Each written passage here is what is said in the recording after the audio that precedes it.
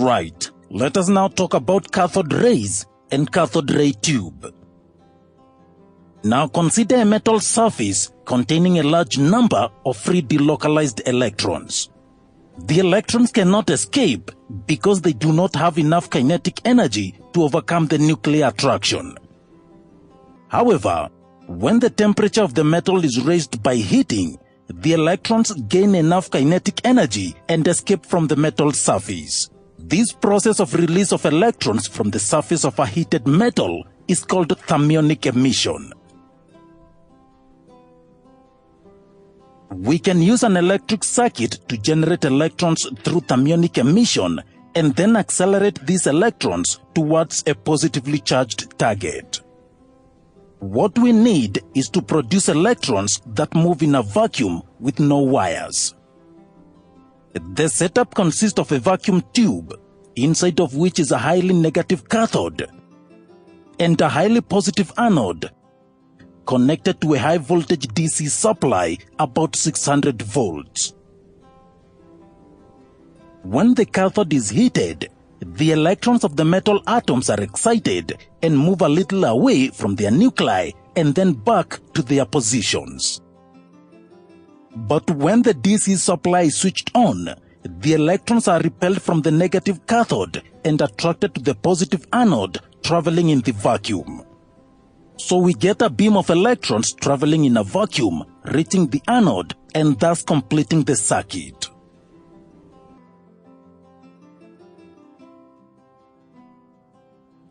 The rate of thermionic emission depends on the surface area of the metal, temperature, and the type of metal. When the surface area is increased, the rate of thermionic emission increases due to increased number of electrons that are affected. When the temperature increases, the rate of thermionic emission increases, and this is because more electrons will gain enough kinetic energy to break free from the metal surface. The rate of thermionic emission is different with different types of metals. This is because different metals require different amounts of energy to release electrons. The rate of emission can be increased by coating the metal with metal oxides, which decreases the minimum energy required and therefore release electrons at a much lower temperature. Let's talk about cathode rays. Cathode rays were discovered in 1879 by William Crookes while conducting an experiment on electrical conductivity through gases.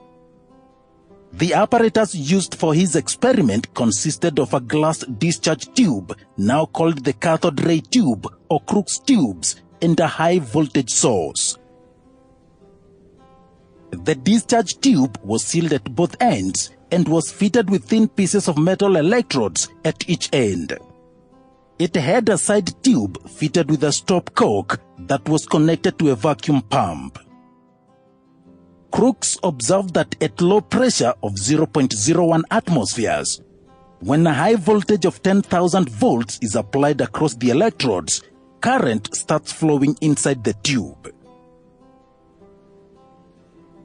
To further study the behavior of this current, he punctured the anode inside the cathode ray tube and coated the glass tube behind the anode with a fluorescent material such as zinc sulfide and repeated the experiment. This time, he noticed a bright spot on the coating behind the anode, which then confirmed two things. One, the current consisted of an array of invisible particles, some of which could pass through the perforated anode. And two, these rays were emitted from the cathode and moved towards the anode. Therefore, these rays were named cathode rays.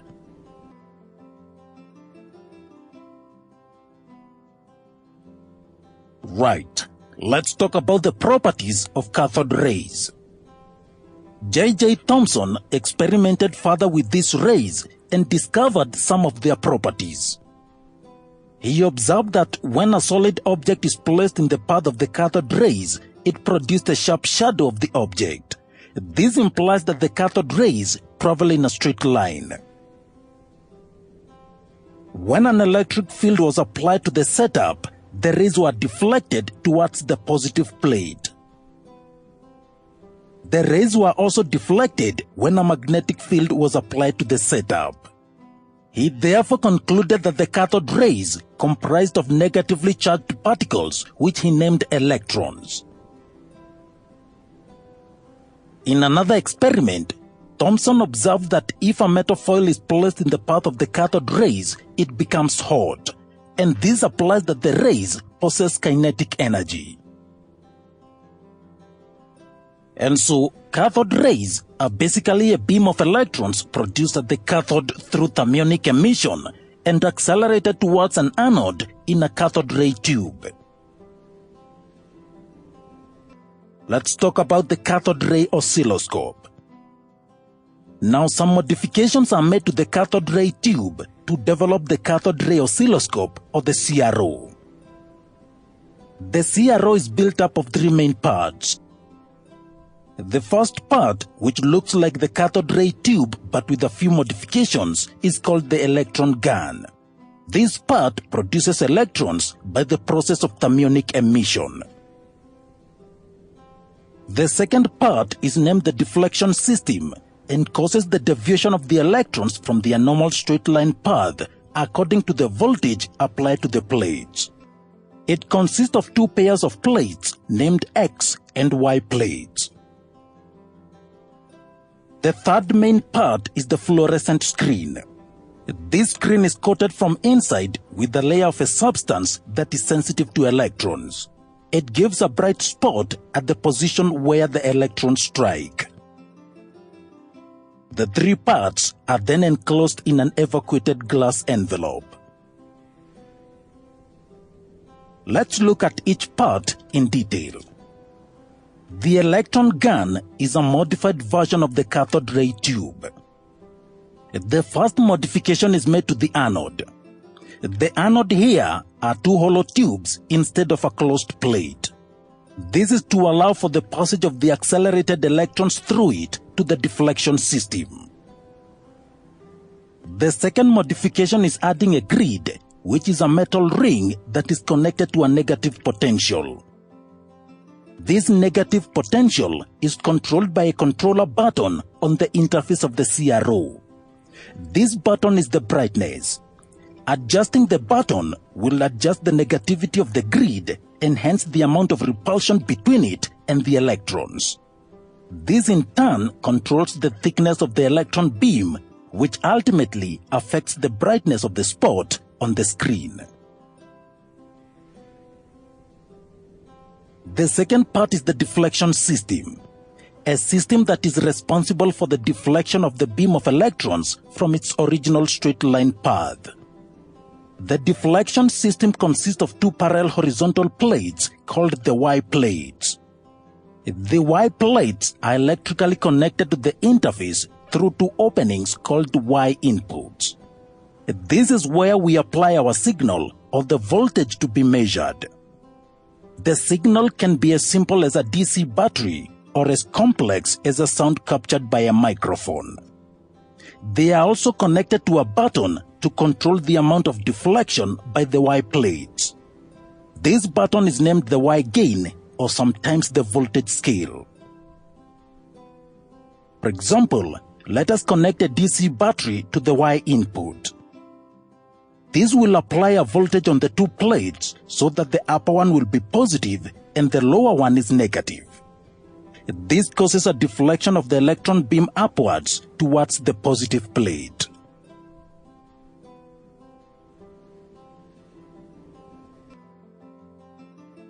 And if we reverse the connection of the DC battery, the plates will reverse their potentials and the beam will be deflected downwards.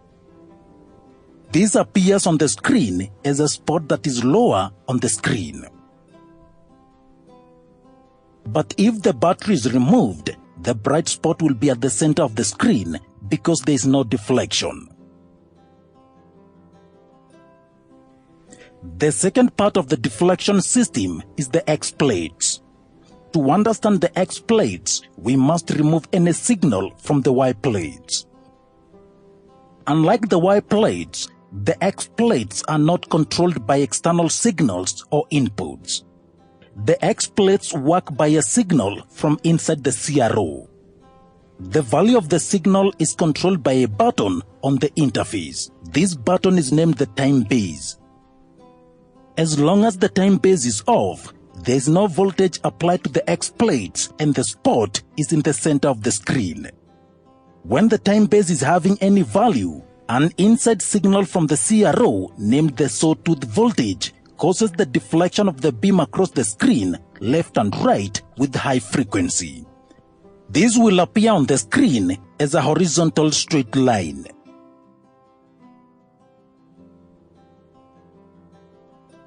The third part of the CRO is the fluorescent screen. The screen is covered from inside with a material that is sensitive to the electrons. When the electrons fall on the screen, it gives a bright spot in the position where the electrons hit it, as seen from the outside. The screen is divided into squares like a graph paper so that we can take our measurements, as we shall see later. The scale of the screen is controlled by the Y gain and the time base buttons, while the intensity of the spot is controlled by the brightness button. Let's see a few examples when different signals are applied at the Y input. In the first example, we remove all signals from the Y input and the time base is off. This will show a spot in the center of the screen, and this is because the beam is not deflected anywhere. In the second example, there is no signal applied to the Y input, but the time base is now turned on. This will change the spot to a horizontal line. And this is because a sawtooth voltage from the inside of the CRO is applied to the X plates. It causes the deflection of the beam left and right across the screen with high frequency of about 50 Hz. This appears on the screen as a horizontal line.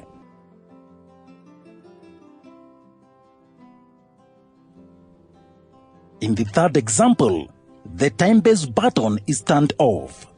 The horizontal line becomes a spot at the center. Then a DC voltage is applied to the Y input by connecting a 3 volts DC battery. Because of this connection, the beam of electrons will be deflected upwards towards the positive plate. If the Y gain button is adjusted to 1 volt per square, the spot will appear on the third square on the screen because our battery is 3 volts. In the fourth example, we reverse the connection of the battery. This in effect reverses the potential of the Y plates. The top plate is now negative and the bottom one is now positive. The beam is therefore deflected downwards towards the positive plate. So the bright spot will appear on the third square on the screen, but this time below the center of the screen. Remember, the time base which controls the X plate is still off. The fifth example, we replace the 3 volts battery with a 5 volts battery.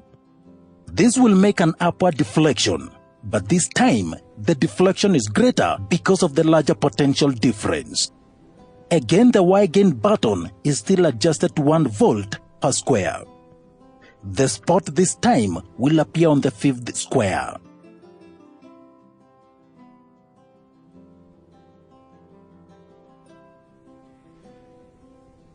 In the 6th example, we still have the 5 volts battery, but the time base button is now on.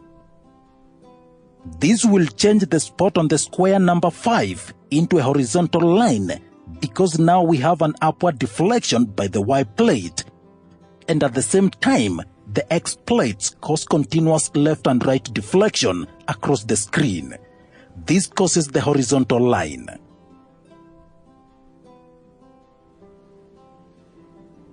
And if we reverse the connection of the battery, the line will now appear at the bottom. Changing the scale to a smaller value will cause a longer line.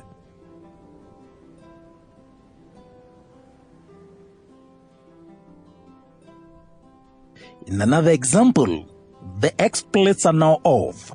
Then a 5 volts AC supply is now connected to the Y input.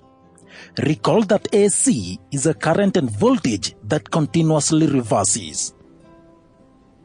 This causes the beam to deflect up and down rapidly due to the rapid reversing of the voltage and hence the charge on the Y plates.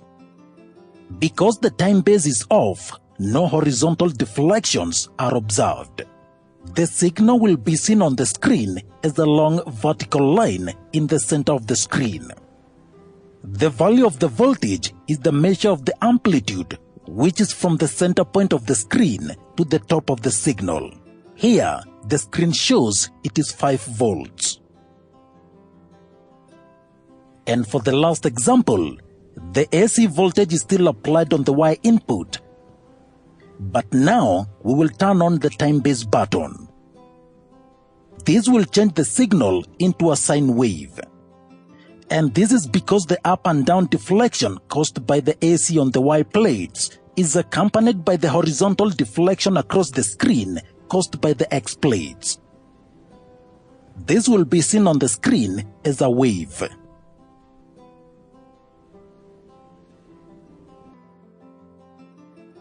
Let's talk about the uses of the CRO. First is CRO as a voltmeter.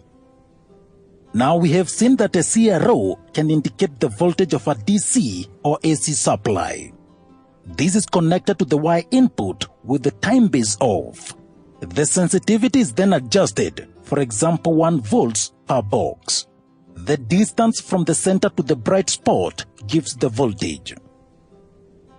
Using the CRO as a voltmeter is advantageous because it has an infinite resistance and therefore no current is lost. It can also measure both direct and alternating voltages. It responds instantaneously, unlike conventional voltmeters whose pointers keep swinging about a point. It can also measure large voltages without being damaged.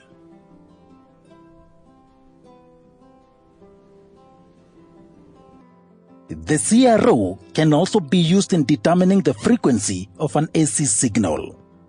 The signal is fed into the Y plates of the CRO with the time base on.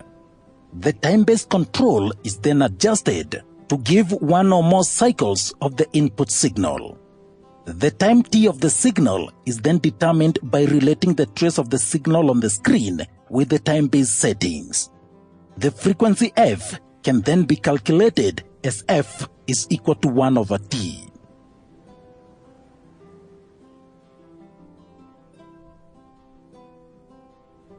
Let's take a few examples. Now we find the time period and the frequency here. Each wave is 2 cycles. For the first one, the first cycle ends here. The time base is set at 1 second, and that means 1 second per division. So these are 1, 2, 3, 4 divisions. So 4 times 1 second gives us 4 seconds. So period is 4 seconds. Frequency is given as 1 over t, so 1 over 4, and that gives us 0.25 Hertz. The second one, the first cycle ends here. These are also 4 divisions. Time base is set at 0.5 seconds, so 0.5 seconds per division. Period t will be equal to 4 times 0.5, giving us 2 seconds. And f will be equal to 1 over t, which is 1 over 2, and that gives us 0.5 Hertz. Finally, third one, time per division is 1 millisecond, and that means 1 over 1,000 seconds, or 0.001 seconds. Again, 1 cycle is 4 divisions. So t is equal to 4 times 0.001, which gives us 0.004 seconds. Frequency will be equal to 1 over t, 1 over 0.004, which gives us 250 Hertz.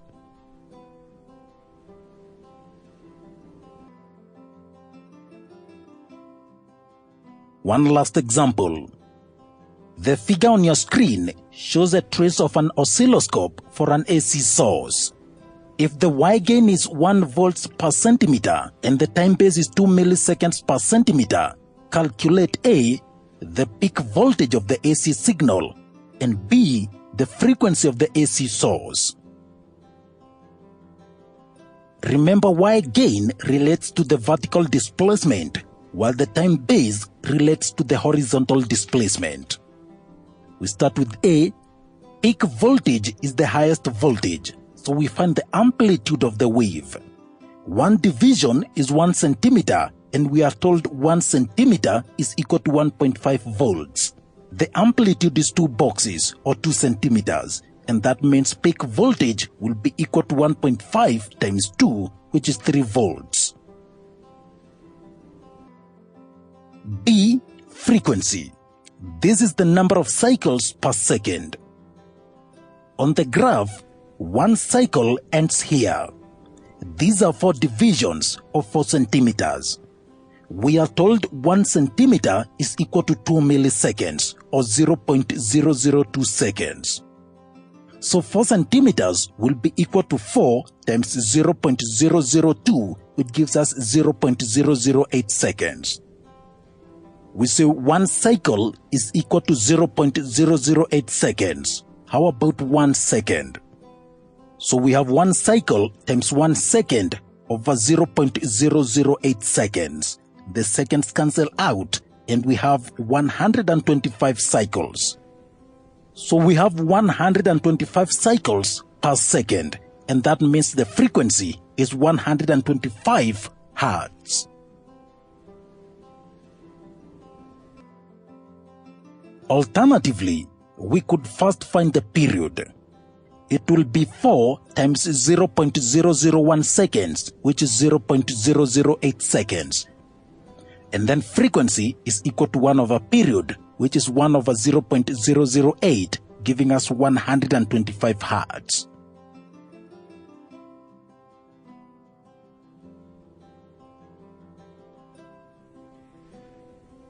Finally, the television tube. Now the television tube is a cathode ray tube with a few modifications. First, the deflection system is made of magnetic fields. Magnetic fields are preferred to electric fields as they give wider deflections, which makes it possible to work with a wide screen with a relatively short tube. The video signals sent out from the TV transmitter are applied across the deflecting plate. The TV screen contains an array of tiny spots. Each spot is composed of 3 phosphor dots representing the primary colors, red, green, and blue. When the electron beam strikes the spot, it glows red, blue, or green depending on the phosphor on which it strikes. If the beam of electrons is incident on more than 1 phosphor in a spot, then a secondary color is seen. This causes the spot to race across the screen in a sequence of horizontal lines called the raster. Therefore, a combination of 3 primary colors in proper proportions can produce a colored picture on the screen. When viewed from the front of the screen, the spot moves in a pattern similar to the way your eyes move when you read a single column of a text. The scanning takes place at such a rapid rate that your eyes see a constant image over the entire screen. So the cathode ray tubes are adopted to act as picture tubes in television sets.